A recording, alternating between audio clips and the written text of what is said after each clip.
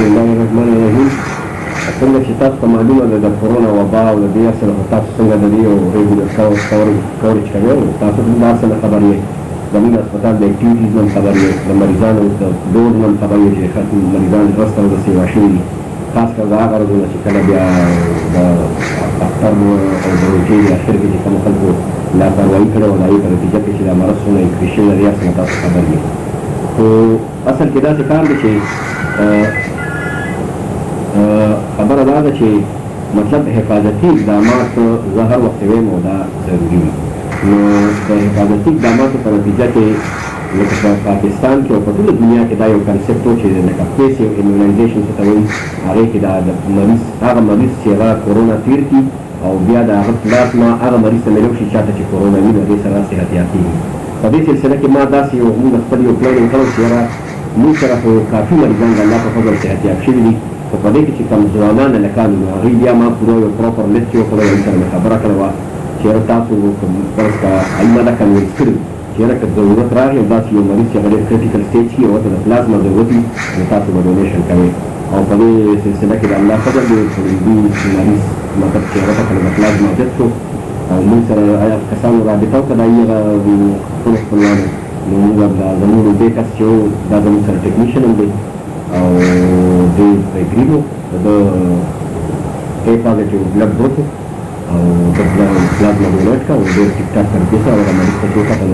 زما د معلوماتو مطابق مریض هم سټیبل دی هغه مطلب د هغه دې سره کافي افاقه شوې ده نو دا یو ښه عمل دی ما یو پراپر طریقې سره جوړ کړی دی ما سره یو پراپر لیست دی او د ټولو خلکو ته چې کوم د کورونا نه جوړ شوي دي چا کورونا تېره کړې ده او خاص کر ځوانان دي نو هغوی دې خپل بلډ خامخا ډونیټ کړي چې د نورو خلکو زندګي دې بچي ډاکټر صاحب تاسو کې دا وبا والا که نه معاونین د صحت کې معاونین دا وایي چې دا چې دا لکه د دې نظرونه د هغه چې سیوا شي نو دا به کنټرول کړي دا حکومت خپله وایي چې دا په اګست کې دا نور هم په هاي لیول باندې وشي د دې وجه څه ده دا خو نه په خپل ځای باندې دا خبره ستاسو ټیک ده لږ مطلب دا یو کنسپټ و چې کیدای شي د ویدر او د ټمپریچر د انکریز کېدو یو عمل وي خو دا یو ځان ته مولکولر افیکټر دی ټول ضروري خبره مطلب سوشل ډسټنس او پراپر لاکډاون چې هغه موږ ونه کړو چې هغه موږ ونه کړو نو زموږ کم کار چې هغه تر اوسه پورې خبره روان دی تاسو په ډیلي بیسس ګورئ اول به 100 کیسونه کېده بیا 1000 کېده بیا 2000 کیس روزانه پاکستان کې 4 او 15000 کیسونه کېږي نو د دې مطلب زموږ کار خبره روان دی او دا به یو پراپر ټایم اخلي او دا لږ چې مطلب جون جولای او اګست پورې به دا پیک روان وي د هغې نه پس به بیا راکوزېږي خو خلکو ته دا وایي چې ګوره داسې کار دی یو ډېر اهم پیغام دا ورکوو چې سپرډ چې دی د دې وایرس دوه خطرناک دی یو دی خورېږي ډېر ژر بل ډېر منتستول د ده چې کوم خطرناک اثر دی هم ډېر تېز دی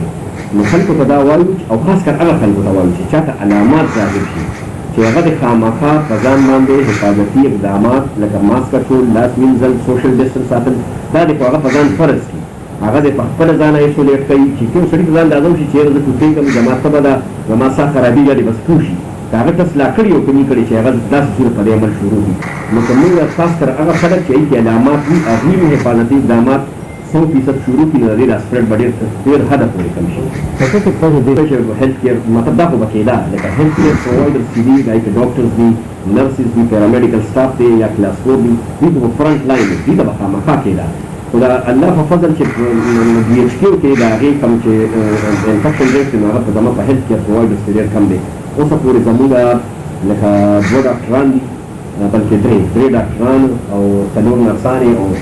2-3 پیرامیډکس دلته شوي دي او هغه د الله په فضل صحتیاب شوي دي صحیح دی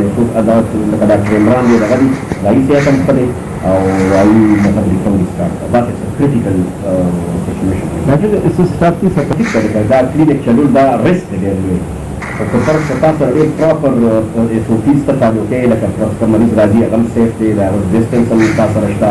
کم خپله سیف دی یا کم ځای کې چې ناست دی هغه هم ډسانفیکټ دی که چېرې تا یو پراپر SOPs اپلای کړي نو بیا خو کلینیک ټول ټیک لکن ادروایز دا ریسکي کار نه ټیک وایي د WHO چې مطلب دنیا کې دا رواج هر ملک کې چې هغوی یو شپږ صفه ښایي چې دا شپږ صفه تا اپلای کړي دي نو ته لاکډاون مطلب ریلیز کولی نه شي نو هغه شپږ صفه په پاکستان مطلب زموږ په ملک کې مطلب هغه نه دي اپلای شوي د هغې خبره دا ټیک ده او هم شوه لکه چې مطلب کیسز ورځ ته ورسېږي نو پکار دا چې مثلا او دې باندې خامخا په ګورنمنټ لیول باندې ریویژن کیږي او لکه بیا هم زموږ طرف نه تاسو چې هغه خبرې راځي دا چې کومه خبرې کوم په فرض کومه حفاظتي اقدامات خاص کر اثار خلک چې دي مطلب کې اقدامات راشي او هغه حفاظتي اقدامات خپل دي هم تر ډېر هدف ورته په خپل باندې قابو مونږ او په دې کې به موږ ځار وخت دا ویل چې یوازې ګورنمنټ ته موږ دا نه هیڅ ټول د ټول څه مداري ده چې د دې وبانه مطلب الله تعالی موږ په خپل فضل کرم سره او د موږ چې کوم تاسو څنګه په نتیجه کې لکه دا راځي چې موږ ځان ته موجود اصل کې کار دا کار دي لکه مطلب چې کوم هاي ډیپندنسي یونټس څه کوي یا آی سی یو په تاسو معلومه شته چې پښتنه لکه موږ سره خو مطلب موږ سره چې کوم مریضان راغلي دي نو هغه مطلب منیج شوي دي او تر اکسیجن حده پورې چې د اکسیجن کنسنټریشن یا سچوریشن د کم شوي دي نو هغه منیج شوي دي او ما سره چې اوسه پورې څومره کیسز راغلي دي نو هغه الله په فضل صحتیاب شوي دي او په ډېر زیات کریټیکل پیشنټس راشي نو خامخا دې کړه چې بیا موږ ورته شي کېر لیول هاسپټل ته غره فرقو او هغه بیان ټریټمنټ کیږي او ځکه دا کوشش کوم چې د ګور ما پرایویټ ګورنمنټ سم دا کړه چې کپړې دي هاي ډیپندنسي یونټ کم از کم موږ په دې هسپتال کې وایي چې موږ لکه چې مطلب یې مطلب دې خبرو پته نه لګي دا کېټګري دی هسپتال دی 15 لکه باندې د نو کار دی لپاره یو state of the art ICU which you have dependency unit هسپتال دی چې state of private government سره لګي لکه دې څو بلې چې ایسنګ چې کم څه کم یو مطلب 10 bed ICU او ICU چې به ویټیلیټر ماشين چې یو 10 bed ICU هم استابلیش شي چې مطلب کم ډیر زیات کریټیکل مریضان جوړي چې هغه کوي او کله چې موږ مطلب کار شي چې لیول هاسپټل سره پرځو